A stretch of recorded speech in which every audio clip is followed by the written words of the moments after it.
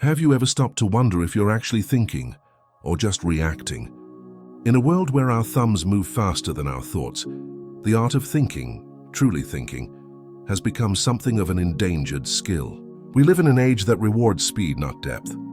Immediacy, not understanding.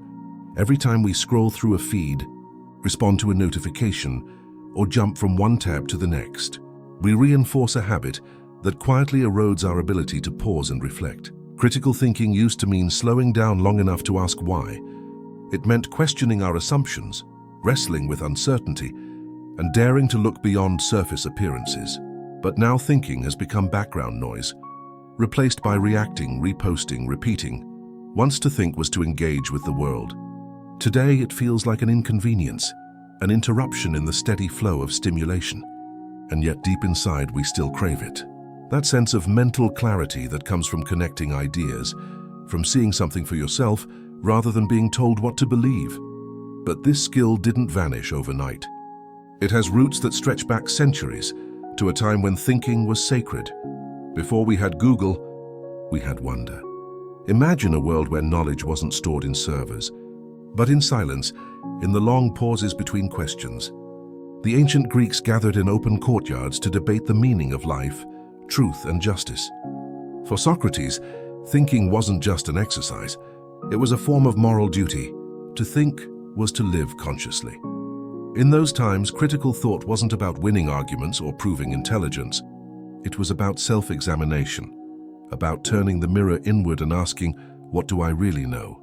From Aristotle's logic to Confucius's wisdom to Descartes' I think therefore I am. The ability to think deeply defined humanity's progress. Thinking was liberation, the path from ignorance to understanding. When you read the writings of ancient philosophers or Enlightenment thinkers, you can almost feel their patience. Each sentence unfolds like a quiet meditation, not rushed, not condensed, but deliberate. They didn't seek instant conclusions. They sought coherence. They valued the process of thought as much as its result. Today we consume ideas like fast food. Quick takes, summaries, and headlines replace reflection. We've traded the depth of inquiry for the convenience of immediacy. But the irony is, the more information we have, the less we seem to understand. Somewhere along the way, our relationship with thought changed. We stopped asking questions and started seeking confirmation. When did questions become uncomfortable? Once upon a time, truth was discovered through conversation. The Socratic method wasn't about proving who was right. It was about finding clarity together. Dialogue forced humility. It reminded us that our beliefs could be wrong and that the pursuit of truth required vulnerability. But as the world became digitized, dialogue gave way to data. Algorithms now feed us what we already agree with. Our intellectual mirrors have become echo chambers, reflecting only the ideas we already hold. We no longer explore. We confirm. The marketplace of ideas has turned into a feedback loop of certainty. Critical thinking thrives on friction, on the collision of differing ideas. Without it, thought becomes stagnant. When was the last time you genuinely changed your mind about something? When was the last time you let discomfort lead you somewhere new? The truth is, our devices have trained us to avoid discomfort. The instant something challenges us, we scroll past it. We live in the paradox of being surrounded by more information than any generation in history, yet more intellectually isolated than ever before. Thinking once connected us to others, but as we became more connected digitally, something strange happened. Our attention began to splinter. Every ping, every buzz, every like, a small tug on the thread of your attention. In the modern age, we are never truly alone. Our devices follow us into every room, every moment, every silence. They whisper to us when we wake up and lull us to sleep with a glow. But what they take in return is subtle, the ability to sit with our own minds. When attention is constantly fragmented, thought becomes shallow. We're so used to multitasking that depth feels uncomfortable. Solitude feels unbearable. The mind, once capable of long stretches of focus, now flits like a restless bird from one branch of thought to another, never landing long enough to understand. Psychologists call this cognitive fatigue, but it's more than that. It's spiritual exhaustion, the quiet erosion of self. Because without stillness, the self has nowhere to form. Without solitude, thought has no soil in which to grow. And so we find ourselves here and surrounded by infinite knowledge, yet starving for meaning. How did we get here? And what, if anything, can we do about it? We are losing not just our attention, but our ability to think our way back to it. This is the silent crisis of our time, not that we lack information, but that we've forgotten how to process it. Thinking has become an act of rebellion, reflection a luxury.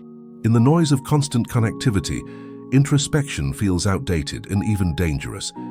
After all, to think critically means to resist simplicity, to stand apart from the crowd, to risk being misunderstood.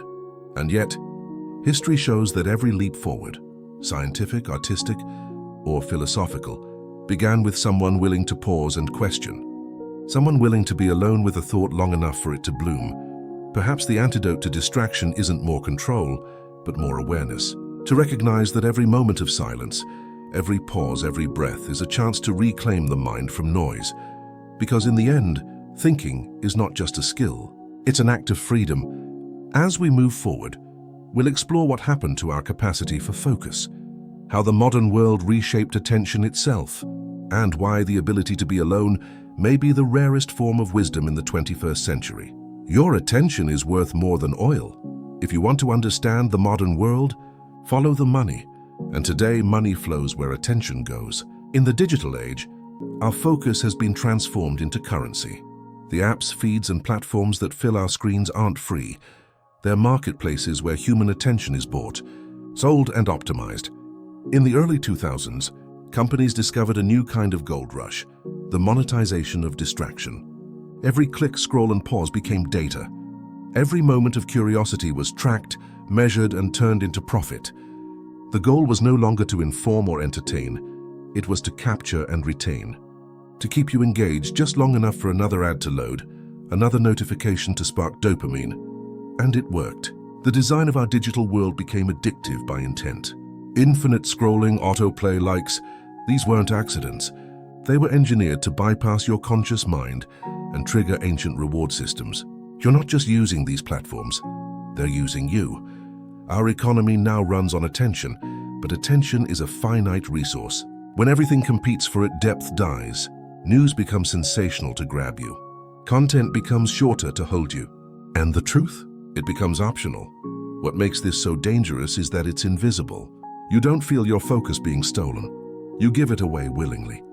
Each small distraction seems harmless, until you realize the day has dissolved into fragments of reaction. And yet in this flood of constant engagement, something deeper began to change. Not just our focus, but our minds themselves. We scroll not to learn, but to forget. There's a strange kind of comfort in the endless stream. It feels like connection, but it's really escape. We scroll not because we're curious, but because we're restless. Each post, each clip, each update offers a brief flicker of novelty, a hit of stimulation that momentarily quiets the mind. But when the feed ends, so does the feeling, and so we keep scrolling. Psychologists call this the variable reward loop, the same mechanism that keeps gamblers glued to slot machines. Sometimes we find something delightful, sometimes we don't. That unpredictability keeps us hooked. The cost? Our attention fractures, our focus shortens, and our ability to be still with ourselves fades. But this isn't just a mental shift, it's emotional. The stream trains us to fear boredom, to fill every silence with noise. We check our phones in waiting rooms, at traffic lights, even mid-conversation. The idea of being alone with a thought feels almost unnatural. We've lost the quiet spaces where reflection used to live. The more we stay in the stream, the less we inhabit our own minds. Our thoughts become fragmented, reactive, borrowed. The depth that once came from focus, from reading, listening, daydreaming, erodes into snippets of reaction. And as attention splinters, meaning dissolves, because focus isn't just about what we see, it's about what we miss. To focus deeply on one thing is to ignore everything else, and that sacrifice is the foundation of depth. But when we refuse to miss anything, we end up understanding nothing. Our minds were not built for this pace. We evolved to attend to a few things deeply, not 1,000 things shallowly. The modern attention span, studies suggest, has dropped dramatically in just 2 decades. But beyond numbers, it's our sense of presence that's vanished. We no longer inhabit moments fully. We skim across them, and yet somewhere beneath the noise, we know what's missing. We feel it in the quiet moments when the phone battery dies, when the Wi-Fi disconnects, when the noise falls away. That faint discomfort, that's not boredom. That's your mind asking to be whole again. And as our focus faded, so did something else, our ability to be alone. We once believed technology would free us, give us time, knowledge, and connection. But in chasing everything, we lost the one thing that made us human: attention. Without attention, we can't create, we can't listen, we can't love. Attention is the foundation of meaning, and meaning cannot survive in fragments. The rise of distraction isn't just a cultural shift, it's an existential one. It changes how we experience time, how we know ourselves, and how we connect with others. The question now isn't whether we can pay attention, it's whether we still want to. In the next chapter, we'll explore what happens when even solitude, the quiet space where thought once grew, becomes a stranger. Because losing focus was only the beginning. What we're losing now is far more intimate, the ability to be alone, and through that, the ability to truly know ourselves. We've never been more connected or more alone. We live in an age where connection is constant. Our devices hum with endless communication, messages, calls, updates, notifications, all designed to make us feel less alone. And yet, statistics on loneliness are higher than at any point in recorded history. The paradox is painful. The more ways we have to connect, the less connected we seem to feel. It's not that we lack contact, it's that we lack presence. Loneliness and solitude are not the same thing. Loneliness is the ache of disconnection, the feeling of being unseen. Solitude, on the other hand, is the presence of self, the quiet comfort of being whole within your own company. One drains you, the other restores you. But somewhere along the way, the two became confused. We began to fear being alone as if it were evidence of failure, a social defect to be fixed. The modern world teaches us that constant connection equals happiness and solitude equals isolation. Yet for centuries, thinkers, artists, and mystics understood solitude as the very ground of creativity and insight. In solitude, we face ourselves, not as we wish to appear, but as we are. Without an audience, the performance stops. Without distractions, the mind begins to speak. It's in solitude that we begin to understand the deeper architecture of who we are. But to sit in stillness requires courage, because when the noise fades, what we hear first is often uncomfortable. Our doubts, regrets, and fears rising like echoes we've tried to drown. And so, rather than face silence, we've learned to fill it with noise. We drown silence because silence speaks too loudly. Think about it. How many moments of your day are truly quiet? Not just the absence of sound, but the absence of stimulation. No phone, no music, no scrolling, no background chatter. True silence has become a rarity, and when we do encounter it, it feels almost threatening. The mind, unoccupied, begins to wander, and we rush to fill it again. We've come to treat noise like a blanket, something that keeps us safe from the cold of introspection. The podcast during the walk, the playlist while cooking, the show playing in the background. Each is a layer of distraction that keeps us from hearing the inner voice that asks inconvenient questions. Because silence forces confrontation. It reveals the distance between who we are and who we pretend to be. It exposes the anxieties we've been masking with motion. And yet it's only through that confrontation that growth happens. Without stillness, reflection cannot take root. Without silence, understanding cannot form. Modern life conditions us to equate productivity with worth. So we fill every pause with something, anything, to avoid feeling unproductive. But reflection is not idleness. It's integration. It's how we make sense of experience, how we connect the dots between what happens to us and what it means. When we lose silence, we lose coherence. We live in fragments, rushing from one distraction to the next, never giving life enough time to settle into meaning. There's a quiet tragedy in this. We are overstimulated, yet undernourished. We consume endlessly but digest nothing. Our minds are full, but our souls are starved. We've replaced contemplation with consumption, and the result is a kind of spiritual exhaustion, a constant hum of restlessness that never quite goes away. But deep down, we know this isn't sustainable. We crave peace, not just pause. We long for stillness, not because we want less noise, but because we want more clarity. And that clarity only emerges when we rediscover the self that exists beyond the noise. Who are you when no one is watching? When the notifications stop, when the room grows quiet, when the screen goes dark, who remains? That question is at the heart of solitude. In solitude, identity is stripped of performance. There is no audience to please, no algorithm to impress. What's left is the unedited self, fragile, complex, real. Philosophers and psychologists alike have long recognized solitude as essential to selfhood. Carl Jung believed solitude was where we meet the unconscious, the part of the mind that shapes dreams, instincts, and creativity.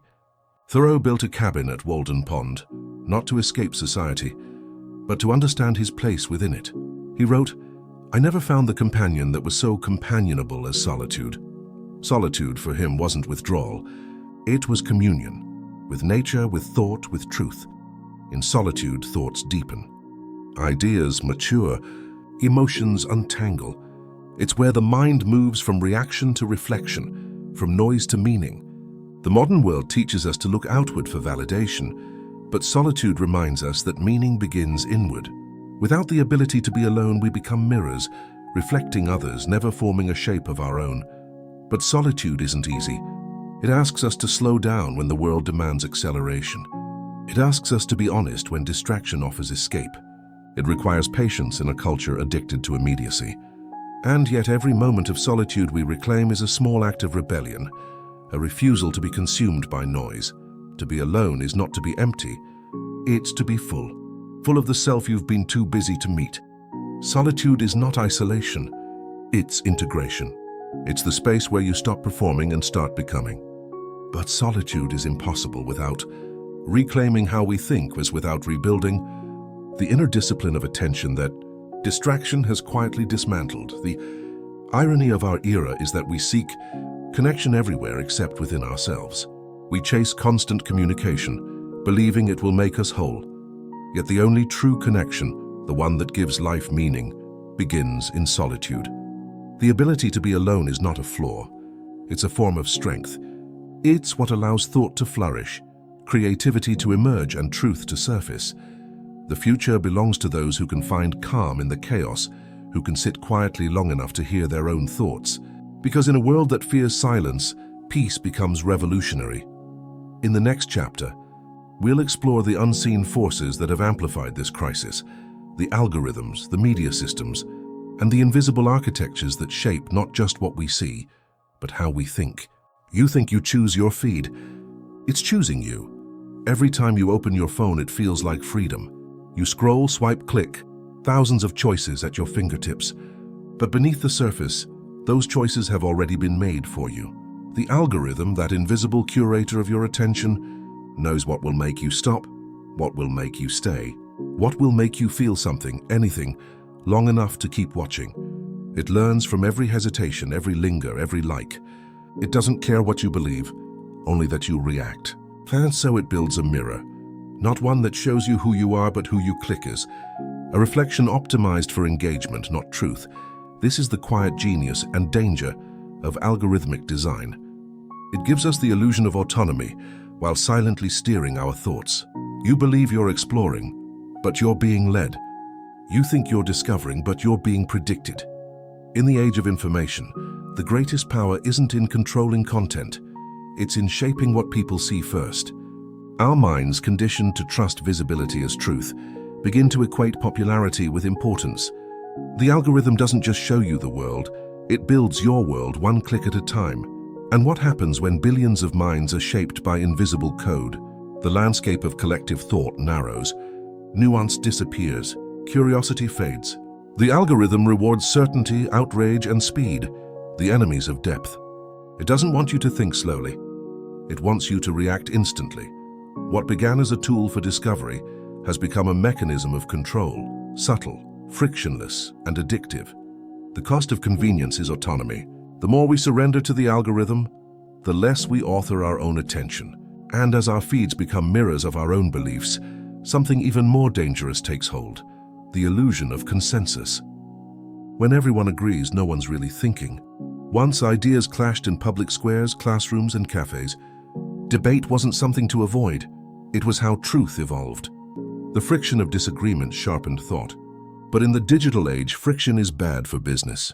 Algorithms learned that anger keeps us hooked, but discomfort, the kind that leads to growth, makes us leave.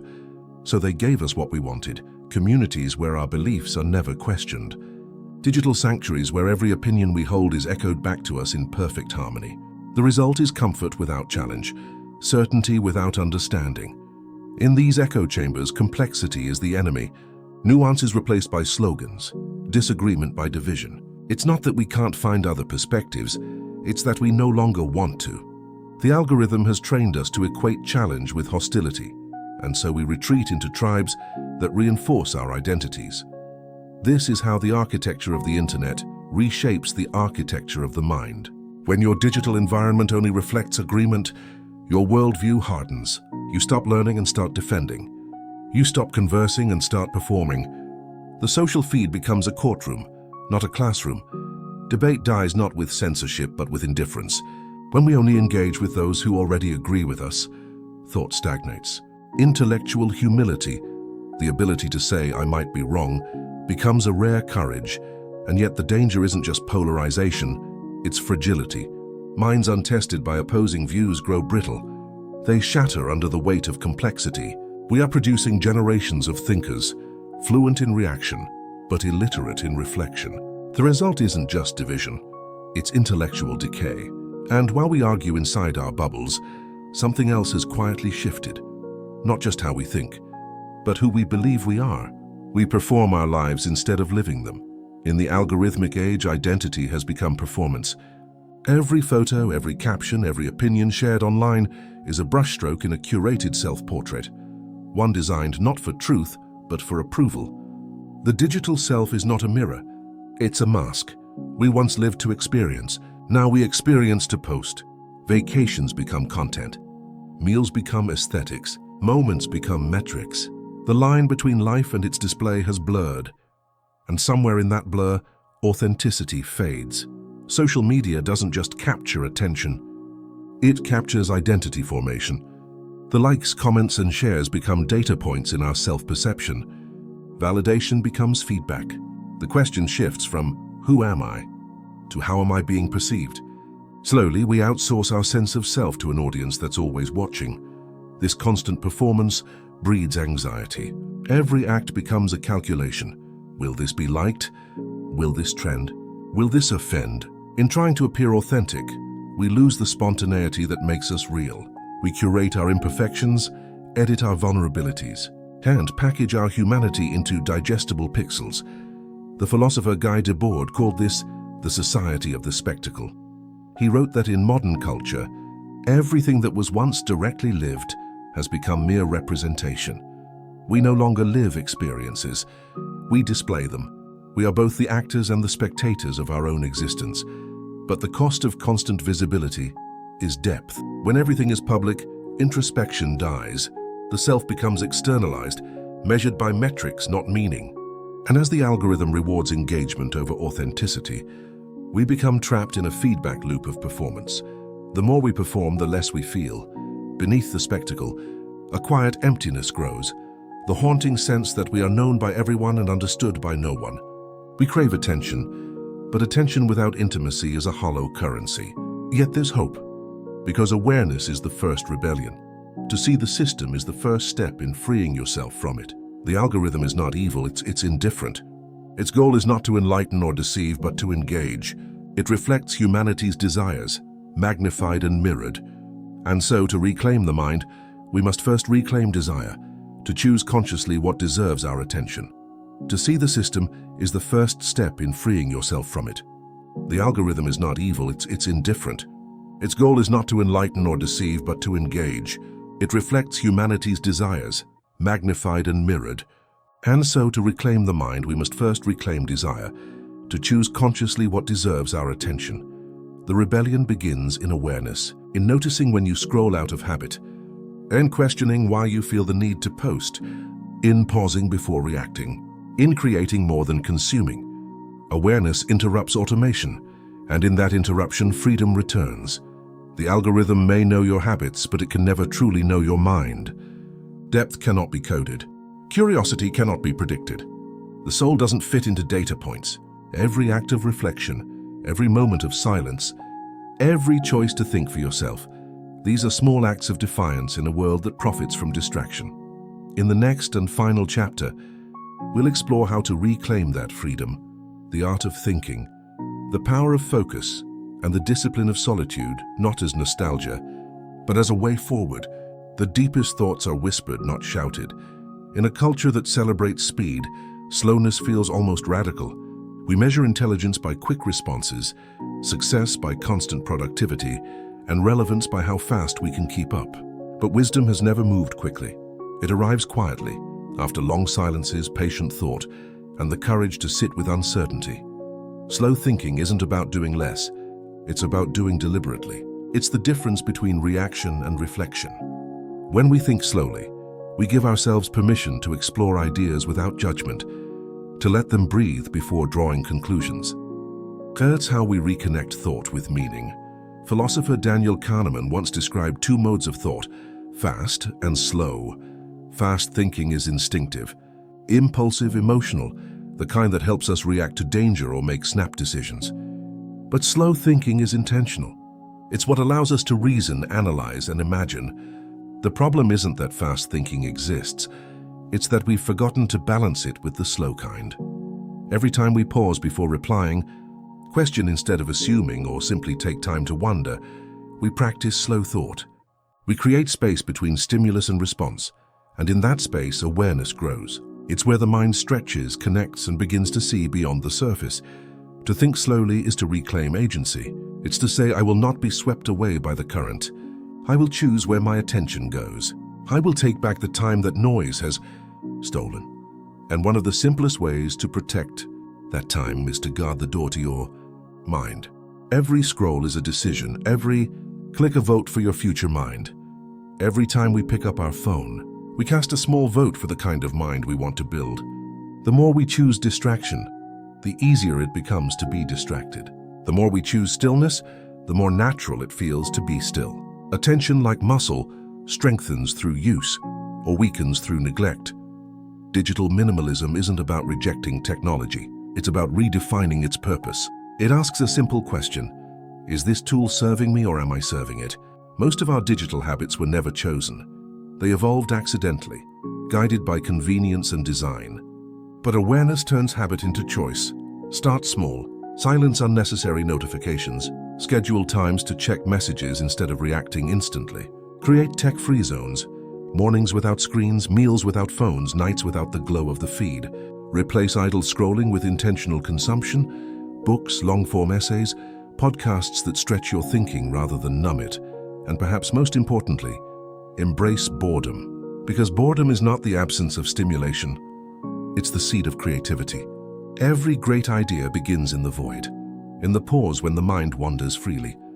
When we constantly fill that space, we deny ourselves the very conditions in which imagination thrives. Decluttering your digital life isn't deprivation, it's liberation. It's about reclaiming time, focus, and self-respect.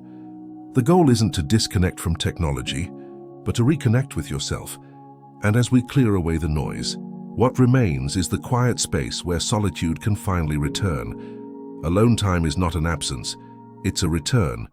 Solitude is not loneliness. It's the art of being whole in your own company. It's where your mind rests, where your creativity stirs, where your inner voice becomes audible again. In solitude, the masks fall away, and the self, the unperformed, unfiltered self, re-emerges. To rebuild solitude in a noisy world, we must treat it like a ritual, not a rarity. Create small sanctuaries of stillness throughout your day. Take a walk without your phone. Sit by a window and watch the world without needing to capture it. Write not to post but to process. Read not to finish but to feel. Let silence stretch long enough for discomfort to soften into peace. Solitude is also where we begin to listen again, not to others, but to ourselves. Every insight, every intuition, every creative spark arises from these moments of inwardness. But solitude doesn't demand isolation. It simply asks for presence. You can feel solitude even in a crowd, when your awareness is rooted within rather than scattered outward. The modern world equates busyness with worth, but solitude teaches us that stillness is power. It reminds us that reflection is not a retreat from life, but a return to it, more centered, more intentional, more alive. And when we rediscover solitude, something extraordinary happens. Depth returns. If we can learn to be alone again, we can learn to be human again. Depth is what makes life meaningful. It's the difference between seeing and understanding, between hearing and listening, between existing and living. But depth requires space to think, to feel, to wonder. Without it, we become spectators of our own lives. Reclaiming depth means valuing the unseen over the visible, the lasting over the immediate. It means reading slowly, thinking patiently, and listening fully. It means being curious, not for answers, but for discovery. It means finding beauty not in what's trending, but in what's true. Depth also means daring to care in a world that rewards indifference. It's choosing empathy over outrage, nuance over noise, humanity over performance. When we slow down and look deeper, we remember that behind every post, every opinion, every argument, there is a person searching for meaning just like us. This return to depth is not nostalgic, and it's necessary, because the mind that can think deeply is the mind that can heal, create, and love. The world doesn't need faster minds. It needs deeper ones, minds that can see the invisible threads that connect us all. And perhaps that's the quiet revolution waiting to begin. A generation that turns away from the noise, not in apathy, but in awareness. A generation that chooses depth over distraction, thought over reaction, presence over performance. The age of distraction doesn't have to define us. It can awaken us. The age of distraction may have stolen our focus, but it hasn't destroyed our capacity for reflection. Beneath the noise, the mind still longs for meaning. Beneath the chaos, the heart still hungers for peace. What we've lost, we can regain, not by escaping the modern world, but by meeting it differently, slower, quieter, more consciously. The act of thinking, deeply, deliberately, freely, is the last true form of rebellion. It's the way we reclaim our humanity from the algorithms, the headlines, and the endless noise. To think is to resist automation. To be alone is to remember yourself. To focus is to love the present moment enough to give it your full attention. If we can do that, if we can slow down, disconnect, and rediscover stillness, then perhaps we will find that we were never truly lost. We were simply distracted, because the ability to be alone, to think, to feel deeply, isn't something the world can take from us. It's something we must remember to return to, and when we do, we will remember what it truly means to be alive.